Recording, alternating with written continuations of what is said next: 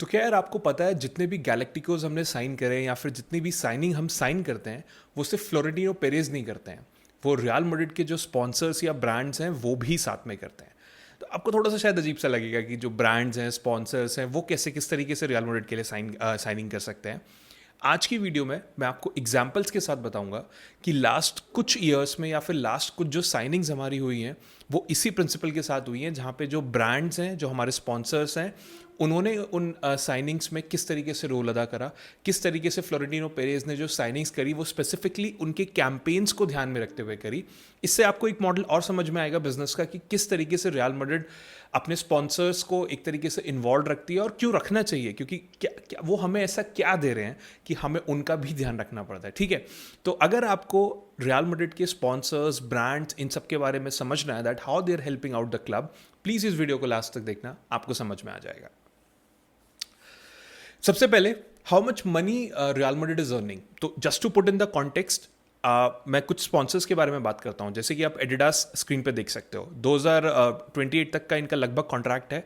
और अगर आप माने, मतलब ऑब्वियसली नंबर्स जो है फिक्स नहीं होते, किसी को फिक्स नंबर्स नहीं पता होते, बट अंदाजे के आसपास के नंबर्स होते हैं। तो रियल मैड्रिड एनुअली अराउंड 110 से 150 मिलियन यूरोज जो हैं वो एडिडास से कमाते हैं। ऑब्वियसली ये डिपेंड करता है परफॉर्मेंस एंड उसके साथ बहुत सारे मर्चेंडाइजिंग वेरिएबल्स वगैरह काफ़ी सारी चीज़ें होती हैं। ये डील जब हुई थी ये उस टाइम पे फुटबॉल की सबसे लार्जेस्ट डील थी। यानी कि अगर मैं बहुत मोटा मोटा इसको ट्रांसलेट करूं तो एडिडास जो है वो बहुत सारे जो ला लीगा क्लब्स का जो इंटायर एनुअल बजट है उससे ज़्यादा रियल मैड्रिड को पे कर रहा है। तो आप खुद अंदाज़ा लगा सकते हो कि एडिडास कितनी ज़बरदस्त रेपुटेशन रखता होगा रियल मैड्रिड के लिए। एंड ऑब्वियसली यही कारण है कि रियल मैड्रिड भी एडिडास की काफ़ी बातें सुनता है। एमिरेट्स की बात करते हैं, जो हमारे front of the shirt sponsor है, जैसे कि मेरी यहाँ पे शर्ट पे आप देख सकते हो। तो एमिरेट्स जो है 2013 से रियल मैड्रिड के साथ है, ऑब्वियसली कई बार रिन्यू हुआ है उसके बाद। तो जो करंट रिन्यूअल है वो 2026 तक है and estimated around 70 million euros per year जो है, प्लस बोनस वगैरह वो सब अलग है, रियल मैड्रिड जो है एमिरेट्स से कमा रहा है। तो एमिरेट्स जो है सिर्फ मतलब एज अ शर्ट स्पॉन्सर सिर्फ खर्चा नहीं करता है, उसके अलावा ग्लोबल टूर्स होते हैं रियल मैड्रिड के, वहाँ पे भी वो प्रमोट करते हैं अपने आप को। डिजिटल कैंपेन्स होते हैं उसमें वो रियल मैड्रिड का यूज़ करते हैं। एयरक्राफ्ट लाइब्रेरीज वगैरह होती हैं, तो ये सब चीज़ें जो हैं वो इस सब कॉन्ट्रैक्ट में कहीं ना कहीं यूज़ होते हैं। उसके अलावा थर्ड स्पॉन्सर जो है वो आता है HP। रिसेंटली जो है हमारा स्लीव स्पॉन्सर बना था, मतलब इस पे नहीं है बट वैसे अभी रिसेंटली आप जर्सीज पे देखोगे उसमें है। 2024 में HP सबसे पहले as a first sleeve sponsor in Madrid history जो है वो साइन हुआ था। एग्जैक्ट फिगर्स अगेन अनडिस्क्लोज्ड है, बट स्पेनिश आउटलेट्स के हिसाब से 50 मिलियंस के आसपास जो है पर ईयर HP जो है वो रियल मैड्रिड को दे रहा है। ठीक है, सो वैसे तो जो स्लीव स्पॉट्स होते हैं ये जो पैसा है वो काफ़ी कम कमाते हैं, मतलब ऐसा कुछ नहीं है कि इससे रियल मैड्रिड को बहुत ज़्यादा फायदा है। बट रियल मैड्रिड जो इनसे 50 मिलियन कमा रही है वो कहीं ना कहीं एक गैलेक्टिको लेवल का स्लीव कॉन्ट्रैक्ट है, क्योंकि इतना पैसा कहीं पे मिलता नहीं है। It's just that the aura of real Madrid, जिसकी वजह से HP शायद इतना पैसा रियल मैड्रिड को दे रही है। उसके बाद एक सबसे फेमस जो हमारा स्पॉन्सर है दैट इज BMW। कुछ लोग इसको BMW बोलते हैं but usually it's BMW which is known as. तो ऑडी को इन्होंने 2022 में रिप्लेस किया था रियल मैड्रिड के लिए एज अ ड्राइविंग पार्टनर और automotive partner, whatever you would like to say. Again exact numbers का आता पता नहीं है but approximately 20 million per years जो है वो BMW जो है रियल मैड्रिड को दे रहा है। कैश के अलावा ये रियल मैड्रिड के जितने भी प्लेयर्स हैं उनको उनकी कार्स देते हैं। हर बार आपने भी देखा होगा सीजन से शुरुआत में नई नई कार्स मिलती हैं उनकी चॉइस की। एंड आपने ये भी नोटिस करा होगा कि रियल मैड्रिड प्लेयर्स उन्हीं को ड्राइव करते हुए जो है ट्रेनिंग ग्राउंड्स में आते हैं। And I hope you know the reason कि वो उन्हीं को ड्राइव करते हुए क्यों आते हैं।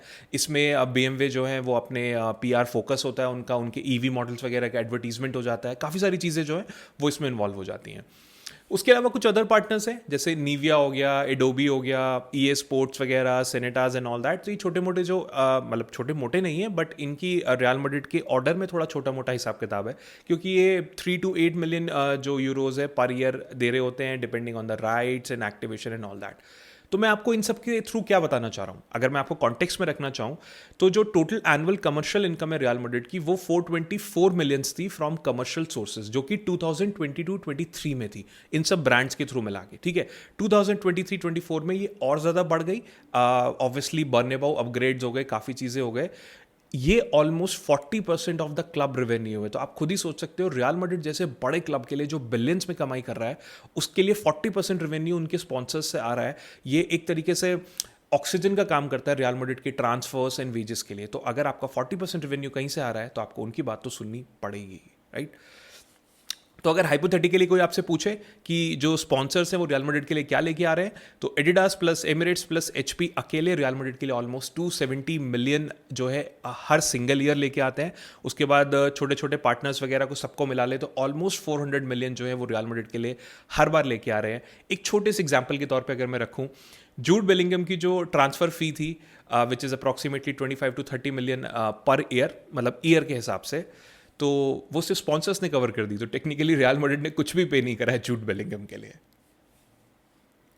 अब मैं आपको एग्जाम्पल्स बताता हूँ। सबसे पहला एग्जाम्पल है आपके लिए बेकहम। डेविड बेकहम 2003 में आए थे, जब उस टाइम पे ट्रांसफर्स जो है सिर्फ बेसिकली एक मार्केट एंट्री प्लान हुआ करते थे। बेकहम जो है, मतलब ऑब्वियसली वो सिर्फ फ्री किक्स के लिए नहीं थे, वो रियल मैड्रिड का एक पीआर कैंपेन भी थे कहीं ना कहीं। उनका इमीडिएट इम्पैक्ट क्या हुआ, मतलब बेकहम को खरीदने से फायदा क्या हुआ? डेविड बेकहम जो है वो एशिया में बहुत ज़्यादा फेमस थे उस टाइम पे, ठीक है। उनके आते ही एशिया में रियल मैड्रिड की जो शर्ट्स थी वो सोल्ड आउट हो गई। मतलब आप मानो कि पूरे स्टोर्स खाली हो गए, कुछ भी नहीं था एडिडास के लिए उन जर्सीज को रिप्लेस करने के लिए। मतलब एडिडास जो है उस डिमांड को मीट भी नहीं कर पा रहा था। इतना क्रेज था डेविड बेकहम का उस टाइम पे, जितनी शिपमेंट्स थी सब यहाँ पे डिलेड हो गई, ठीक है। 2 साल के अंदर, सिर्फ 2 साल के अंदर रियल मैड्रिड जो है डिलॉइट की जो रेवेन्यू रैंकिंग आती है उसमें नंबर 1 पे पहुंच गई थी, जिसमें हेडलाइंस इस तरीके से आ गई थी कि Beckham as a commercial driver for Real Madrid. और रियल मैड्रिड को उस समय जरूरत भी थी इस सब रेवेन्यू एंड मतलब नंबर पे आने की, पैसे की। तो ये जो मूव थी ये बहुत, अगर आप हाइपोथेटिकली देखो, मैं पर्सनली डेविड बेकहम को ऑन ग्राउंड इतना सक्सेसफुल साइनिंग नहीं मानता हूं रियल मैड्रिड के लिए। ही स्कोर्ड गोल्स, उन्होंने असिस्ट किया, सब कुछ किया, बट उन्होंने जो सबसे ज्यादा कंट्रीब्यूशन रियल मैड्रिड को दिया है वो ऑफ द ग्राउंड दिया है with his resale value, with his आप कह सकते हो कि मार्केटेबल जो फैक्टर है उनका, रियल मैड्रिड को उसकी जरूरत ज्यादा थी बजाय उनकी free kicks, goal and assist की। एंड उन्होंने वो ये वाली जो चीज़ है वो बड़े आराम से रियल मैड्रिड को करके दी। एंड सबसे पहले मैं एक छोटा सा मिथ यहाँ पे क्लियर कर दूं कि जो शर्ट सेल्स होती हैं वो कभी प्लेयर की फीस पे नहीं करती हैं। आपने बहुत सारी चीज़ें सुनी होंगी कि अभी रियल मैड्रिड ने प्लेयर को साइन किया और 2 घंटे के अंदर इतनी शर्ट बिक गई, 80 मिलियन का साइन किया, 80 मिलियन कमाल।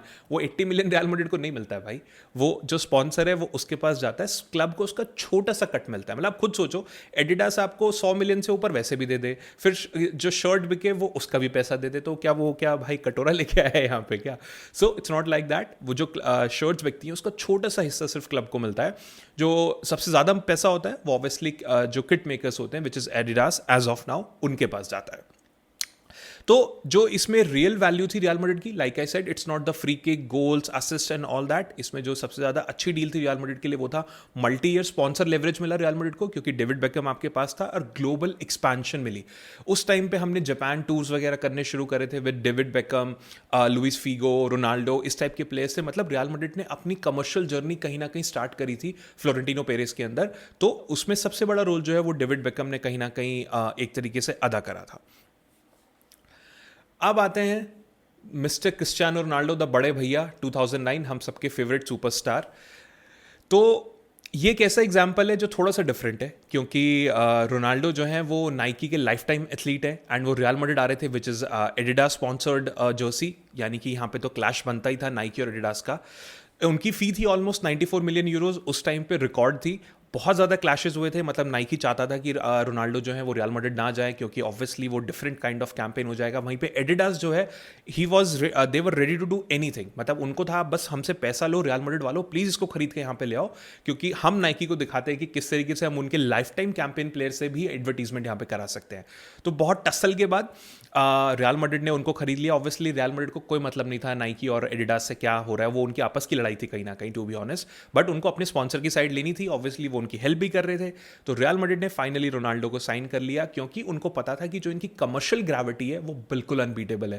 भाई क्रिस्टियानो रोनाल्डो उस टाइम पे प्रीमियर लीग के सबसे हॉटेस्ट प्रॉपर्टी हुआ करते थे, सारे ब्रांड्स उनके साथ जुड़ना चाहते थे, तो व्हाई नॉट रियल मैड्रिड, ठीक है। तो रियल मैड्रिड ने नाइकी की नाक के नीचे से उनको खींच लिया फॉर रियल मैड्रिड। एंड उसके बाद नाइकी, एडिडास, एमिरेट्स, आप जो भी बड़ा ब्रांड बोल सकते हो, सब ने क्रिस्टियानो रोनाल्डो की जो इमेज थी उसको पूरा अच्छे से चर्न किया। मतलब फिर नाइकी ने भी मान ही लिया कि भाई ठीक है, अब ले जाओ तुम भी, अब हम क्या कर सकते हैं, क्योंकि क्लब के साथ भी जो स्पॉन्सरशिप है, तो सब ने मिलकर रोनाल्डो का बहुत अच्छा इस्तेमाल किया, हर जगह उनको अपना फेस बनाया एंड सब ने मिलकर पैसा कमाया। तो इससे माई पॉइंट इज दैट कि स्पॉन्सर्स का इन्फ्लुएंस जरूर होता है, बट इसका मतलब ये नहीं है कि स्पॉन्सर्स जो है वही फाइनल डिसीजन लेते हैं। वो इन्फ्लुएंस कर सकते हैं, जैसे कि रोनाल्डो वाले केस में उन्होंने किया, but eventually Cristiano Ronaldo real Madrid को चाहिए थे, इसलिए उन्होंने उनको खरीदा। बट दैट डजंट मीन कि एडिडास बोलेगा यार इस प्लेयर को ले लो एंड हम इसमें पैसा डालेंगे तो आप ले लो। एंड जो सेल्स होती हैं, जो स्पॉन्सर्स के इन्फ्लुएंसर्स, जो इन्फ्लुएंस प्लेयर्स होते हैं, हमेशा वो ग्रेटनेस की गारंटी नहीं देते हैं आपको। अगर आप डेविड बेकहम बोलो, मेरे लिए वो कोई ग्रेटनेस की गारंटी नहीं है रियल मैड्रिड के लिए। I am sorry to say that, अगर किसी को ऐसा लगता हो। मैं नंबर्स की अगर बात करूँ, वहीं पे रोनाल्डो है, वो ग्रेटनेस की गारंटी है। तो इट्स नॉट लाइक दैट कि स्पॉन्सर्स एंड जिनके पीछे पड़ जाते हैं प्लेयर्स के, वो हमेशा गारंटी ही होते हैं। उसके बाद बेल 2013, अगर आप बेल की बात करो तो उसी साल मतलब 2013 में रियल मैड्रिड ने ऑलमोस्ट 100.8 मिलियन के आसपास जो है गैरेथ बेल के लिए खर्च किया। बट गैरेथ बेल को खरीदने के लिए एमिरेट्स जो था, उन्होंने रियल मैड्रिड को बहुत ज़्यादा पुश किया था कि प्लीज़ आप गैरेथ बेल के पीछे जाओ, गैरेथ बेल के पीछे जाओ, उनको खरीदो। क्यों? इंग्लिश लैंग्वेज स्टार, एडिडास के एथलीट, प्रीमियर लीग में भाई रौला चल रहा था कहीं ना कहीं, परफेक्ट थे एमिरेट्स जैसी ग्लोबल एयरलाइन मार्केटिंग के लिए। एमिरेट्स को जो प्लेयर चाहिए था अपने फ्रंट पे लगाने के लिए, कि एडिडास का एक भाई एथलीट यूके में बहुत ज़्यादा फेमस, प्रीमियर लीग में हॉट प्रॉपर्टी, उस प्लेयर को हम अपने जो एयरलाइन के कैंपेन्स हैं उसमें as a global face use करना चाहते थे। इसलिए रियल मैड्रिड, मतलब ऐसा नहीं है कि रियल मैड्रिड नहीं चाहती थी, ऑब्वियसली नेमार बार्सिलोना चला गया था तो फ्लोरेंटिनो पेरेस को एक साइनिंग वहाँ पे चाहिए थी कहीं ना कहीं। बट उनका फायदा इस चीज़ में हुआ कि they had the backing of one of the sponsor और the brand which was Emirates यहाँ पे, ठीक है। तो एमिरेट्स ने इसके लिए काफ़ी ज़्यादा, मतलब इस पूरे कैंपेन को काफ़ी अच्छे से खरीदने के बाद एक्टिवेट किया। रियल मैड्रिड के स्टार्स जो थे, आपको ध्यान होगा, वो उनके पेंट वेंट करा के प्लेन वगैरह यहाँ पे डाले, जिसमें रोनाल्डो, बेल, रामोस, हामिस रॉड्रिगेज, ये सारे प्लेयर्स वहाँ पे थे। बट उनका बहुत ज़्यादा फोकस जो था, ऑब्वियसली रोनाल्डो इन सब पे तो था ही, बट गैरेथ बेल पे सबसे ज़्यादा फोकस उनका था, ठीक है। तो आप कह सकते हो कि जो शर्ट स्पॉन्सर थे, वो लिटरली एक तरीके से उन्होंने एक प्लेयर को फ्लाइंग बिलबोर्ड में यहाँ पे बना दिया, और जिसमें एमिरेट्स ने बहुत बड़ा रोल अदा किया। तो Bale was not just a football decision, वो सिर्फ रियल मैड्रिड के लिए एक प्लेयर नहीं थे, वो एक एयरलाइन एरा कंपैटिबल प्लेयर थे रियल मैड्रिड के लिए। अगर मैं बोलूँ तो अपनी ऑन फील्ड परफॉर्मेंसेज, जिसके लिए मैं हमेशा मानता हूँ कि is one of the best British player ever played for Real Madrid, उसके अलावा उन्होंने रियल मैड्रिड को पैसे भी बहुत कमवा के दिए थे। अब बात करते हैं हामिस रॉड्रिगेज। हामिस रॉड्रिगेज को भाई 2014 में रियल मैड्रिड ने खरीदा, एंड 2014 में इनको खरीदने का रीजन था Latin America expansion. World cup के बाद गोल्डन बूट की तरह आए थे, हम सबको पता है रियल मैड्रिड ने पानी की तरह इनके ऊपर पैसा बहा था। और टू बी ऑनेस्ट, मैं कहीं ना कहीं कन्विंस नहीं था कि एक प्लेयर को खरीदने का रीज़न क्या है, ठीक है। बट मुझे उसके बाद समझ में आया कि इनको खरीदने का रीज़न क्या था। वो था Spanish speaking American, South American community, Colombia, Venezuela, Argentina, उधर की साइड के जो प्लेयर्स होते हैं वो आपस में, उधर के साउथ अमेरिकन वाले उसमें जो है काफ़ी फेमस होते हैं। और ये बहुत ही ह्यूज ग्रोथ एरिया था फॉर एमिरेट्स। एमिरेट्स अपनी फ्लाइट्स वगैरह का एक्सपेंशन साउथ अमेरिका में उस टाइम करना चाहता था, तो उनका जो टारगेट था वो था स्पेनिश स्पीकिंग साउथ अमेरिकन। इसके लिए एमिरेट्स ने रियल मैड्रिड को पुश किया फॉर हामिस रॉड्रिगेज, एंड एमिरेट्स ने बहुत सारे कैंपेन चलाए Spain, Mexico, Brazil with this Madrid star, यानी कि हामिस रॉड्रिगेज के साथ, and obviously apart from Gareth Bale and all that. But उनका जो साउथ अमेरिकन फोकस था वो बहुत ज़्यादा जो था वो हामिस रॉड्रिगेज के ऊपर था। तो हामिस वॉज अ कल्चरल ब्रिज, वो फुटबॉल आइडेंटिटी के साथ साथ एक कल्चरल ब्रिज थे स्पॉन्सर्स के लिए, सिर्फ रियल मैड्रिड के नंबर 10 नहीं थे उस टाइम। उसके अलावा और भी बहुत सारे एग्जाम्पल हैं, बट जैसे आप किलियन एम्बापे का एग्जाम्पल ले सकते हो। पीएसजी ने उनको अपने साथ रखा बहुत टाइम तक, यानी कि कतर एयरवेज एंड नाइकी का इकोसिस्टम जो है वो पीएसजी के वहाँ पे चल रहा था। नसीर अल खिलाफी ने उनको कभी आने नहीं दिया। मैड्रिड ने फाइनली उनको 2024 में जो है 5 साल की डील पे लैंड करवा लिया। कुछ मंथ्स के अंदर ही एमिरेट्स ने एक nu real Madrid aircraft kite की एक लिवरी निकाली, जिसमें कि अम्बापे, विनीसियस, बेलिंगम, ये सब टाइप की चीज़ें थी। मतलब एमिरेट्स का इस ट्रांसफर में भी काफ़ी ज़्यादा इन्फ्लुएंस था, क्योंकि ऑब्वियसली वो भी कहीं ना कहीं चाह रहे थे कि वो कतर एयरवेज, मतलब ऑब्वियसली कतारी ग्रुप जो है वो कहीं ना कहीं कतर एयरवेज वगैरह से लिंक्ड है, उनसे हटके एक उनकी भी कमर्शियल बैटल थी, जिसको उन्होंने रियल मैड्रिड के थ्रू जीता with the help of Mbappe यहाँ पे। तो उनकी पूरी बैकिंग जो है वो यहाँ पे थी। उसके अलावा जो सारे मेजर पार्टनर थे लाइक एडिडास, एमिरेट्स, एचपी, वो सब जो थे वो एमिरेट्स के साथ जुड़ गए कि भाई हम भी तुम्हारे साथ हैं, खरीदो खरीदो, हम भी अपना एडवर्टीजमेंट इनसे कराएंगे कहीं ना कहीं, ठीक है। सो अम्बापे जो है वो रियल मैड्रिड के लिए सिर्फ एक स्ट्राइकर नहीं है, वो स्पॉन्सर्स के लिए एक चेहरा बने हुए हैं। एंड रियल मैड्रिड ने फाइनली वो जीत लिया क्योंकि सारे स्पॉन्सर्स कहीं ना कहीं उनको लेना चाहते थे। इसी तरीके से एचपी जो है वो बेलिंगम पे बहुत ज़्यादा फोकस था क्योंकि ही इज़ अ यूथ, वो यूथ के थ्रू दिखाना चाहते थे कि भाई किस तरीके से पैसा कमाया, किस तरीके से एक यूथ जो है वो टेक सैवी हो सकता है, वो टेक्निकल गैजेट्स यूज़ कर सकता है एचपी जैसे, and all that kind of thing. उसके अलावा एडिडास उनको चाहता था क्योंकि उसी टाइम पे उन्होंने अपनी प्रेडेटर बूट लाइन लॉन्च करी थी। तो इस तरीके से जो ये स्पॉन्सर्स होते हैं ये किसी भी प्लेयर को साइन करते हैं, ठीक है। तो आपको हमेशा ये चीज़ समझनी पड़ेगी कि अगर कोई प्लेयर कोई बड़ी साइनिंग रियल मैड्रिड के लिए हो रही है तो it's not just because of real Madrid, definitely it's because of real Madrid, but उसके अलावा बहुत सारे कमर्शियल फैक्टर्स भी होते हैं, वो उनके ब्रांड्स एंड स्पॉन्सर्स के भी कहीं ना कहीं ग्रीन साइंस होते हैं, तभी ये सब चीज़ें होती है। And just to give you the थोड़ी थोड़ी इसमें इन्फॉर्मेशन, स्पॉन्सर्स जो है वो लिटरली कोई जाके हाथ पकड़ के कॉन्ट्रैक्ट साइन नहीं करवाते हैं, वो सिर्फ क्लब को इन्फ्लुएंस करते हैं कि भाई प्लीज़ ले लो, आपका तो फायदा होना ही होना है, हमारा भी हो जाएगा। बट जो उनका पैसा होता है, उनकी जो कैंपेनिंग होती है, वो ज़रूर वहाँ पे कहीं ना कहीं इन्वॉल्व होती है क्योंकि क्लब को भी इससे फायदा होता है एंड साथ में ब्रांड्स को भी इससे बहुत ज़्यादा फायदा होता है। तो आप कह सकते हो कि स्पॉन्सर्स जो हैं वो हर प्लेयर पिक नहीं करते हैं, but they start monitoring players and वो क्लब को इस तरीके से प्लास्टर करेंगे कि भाई प्लीज़ इसको ले लो, हमारे बूट्स बिक जाएंगे, हमारी जर्सी बिक जाएगी, हमारा टैबलेट बिक जाएगा, हम अपने एयरप्लेन पे इसकी फोटो लगा के थोड़ी मार्केटिंग ज़्यादा कर लेंगे, something these kind of things. And जब रियल मैड्रिड जिसका 40% रेवेन्यू कहीं ना कहीं, नॉट जस्ट रियल मैड्रिड, आप जितने भी बड़े बड़े क्लब्स देख लो वो कहीं ना कहीं अपने स्पॉन्सर्स की सुनते हैं और उनको सुनने भी चाहिए क्योंकि this is how they are earning money, right. So I hope आप लोगों को थोड़ा सा समझ में आया होगा कि किस तरीके से इन ब्रांड्स ने हमारे कुछ इंपॉर्टेंट प्लेयर्स जो हैं उनको खरीदने में एक रोल अदा करा था। And this is how Real Madrid actually sign players and earn money also. And apart from that Real Madrid जो है बहुत ज़्यादा खर्चा नहीं करते क्योंकि जो ये स्पॉन्सर्स हैं, ये ब्रांड्स हैं, वो कहीं ना कहीं हमारी हेल्प करने के लिए बीच में आ जाते हैं। प्लीज़ मुझे कमेंट करके बताना कि आपकी कौन सी फेवरेट साइनिंग थी, not just the football perspective में भी, जिसको आपको देख के खुशी हुई हो, जैसे कि जो मैंने एग्जाम्पल्स ऊपर बताए हैं, और कोई एग्जाम्पल जो छूट गया हो जो आपको पता हो कि यार ये एग्जाम्पल भी इसी चीज़ का था, तो just kindly let me know in the comments. अगर वीडियो अच्छी लगी हो तो please share with your friends and subscribe to my channel. Thank you.